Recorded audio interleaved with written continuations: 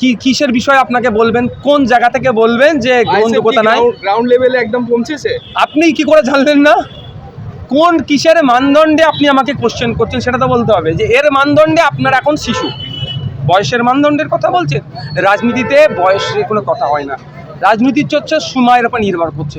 এখন বাজারে ঘাটে যান, আমি গতকালকের কথা বলছি, গতকালকে করিমপুরে আমার একটা প্রোগ্রাম ছিল, তো করিমপুরে প্রোগ্রামের একটু আগে আমি পৌঁছে গিয়েছিলাম। আমি প্রোগ্রামের থেকে 1.5 কিলোমিটার আগে একটা চায়ের দোকানে চা খেতে নেমেছি, গাড়িটা আমার দূরে রেখা ছিল, কিন্তু আমাকে দেখে ওখানকার একটা বয়স্ক লোক বলছে আরে খামচিহ্নের নেতা এসে গিয়েছে। ওখানে আপনি আমার গ্রহণযোগ্যতা বা আইএসএফের গ্রহণযোগ্যতা এটাও বলছি, এটা দিয়ে আমি মানদণ্ড বলছি না। কিন্তু একটা কথা বলে রাখি, যারা 60 বছরের দল নিজেদেরকে দাবি করে, 120 বছরের দল দাবি করে, হ্যান ত্যান দাবি করে, তাদের গ্রহণযোগ্যতা কোথায় সে মানুষই তাদেরকে কোথায় ফেলছে সে মানুষ দেখিয়ে দিয়েছে। আর স্বল্প দিনের দল মানুষের মনে যেভাবে জায়গা করে নিয়েছে, পঞ্চায়েত নির্বাচনে হিংসা করেছে আর টার্গেট আইএসএফকে করেছিল, সেই পঞ্চায়েত নির্বাচনে দিয়ে ডেটা হয় না।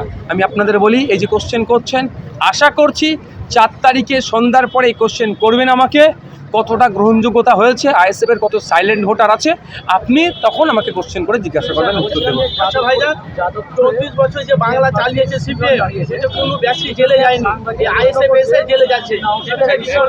একটা দোকান বলুন, আমি আপনার কোশ্চেন উত্তর দেবো। যাদবপুরে যে সৃজন দাঁড়িয়েছে, যাদবপুর বিধানসভায় ভাঙর করছে, সাংবাদিক জিজ্ঞাসা করছে সৃজনকে যে নওশাদের বিশ্বাসঘাতকতায় কি আপনারা পিছিয়ে যাবেন?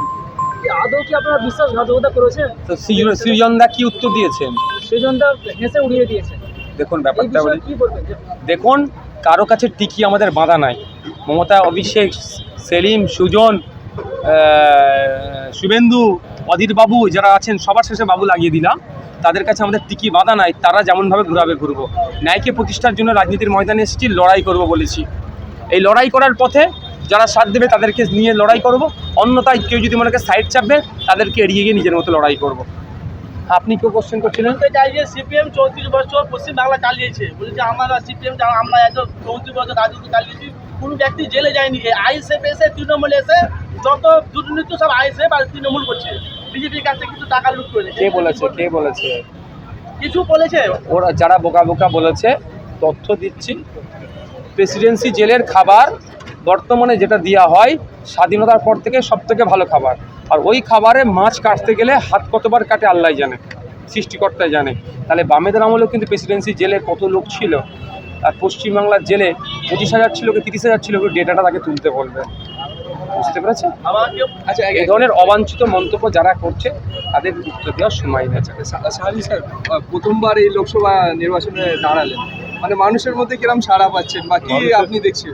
আপনি দেখতেই পেলেন মিটিংগুলোতে মানুষের সারা, আমাদের সঙ্গে পুরো যুব সমাজ আমাদের সাথে আছে, যুব সমাজ আমাদের সাথে আছে। আমরা লড়াই করছি, আমরা প্রতিটা বাড়িতে যাচ্ছি, গরিব মানুষ আমাদের সাথে আছে। দলিত আশাবাদী আপনি? অনেক, পুরোটাই আশাবাদী, আমরা 100% জয়ী হবো।